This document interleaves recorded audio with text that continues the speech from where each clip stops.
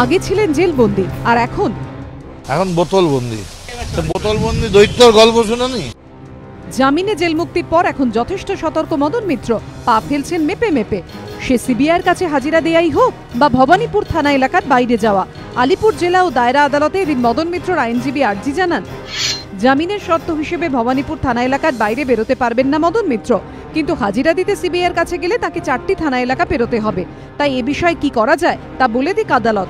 একই সঙ্গে মদনের আইনজীবী বলেন, ঘরপোড়া গরু সিঁদুরে মেঘ দেখলে ভয় পায়।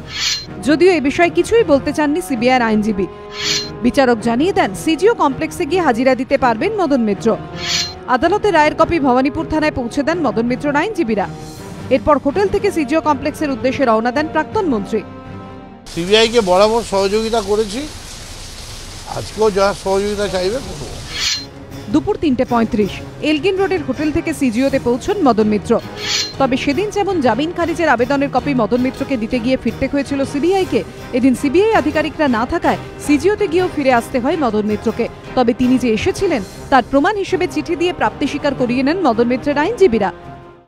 এখানে আজকে কেউ নেই, ডিরেক্টর নেই, ডিআইজি নেই, এএ নেই, আইও নেই, কেউ নেই, সবাই দিল্লি।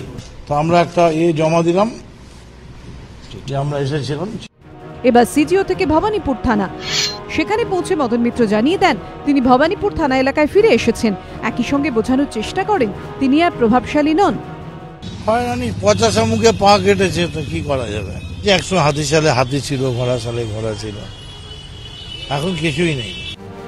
জামিনের শর্ত হিসেবে ভবানীপুর থানা এলাকার বাইরে যেতে পারবেন না মদন মিত্র, তাই তিনি এখন হোটেলে রয়েছেন।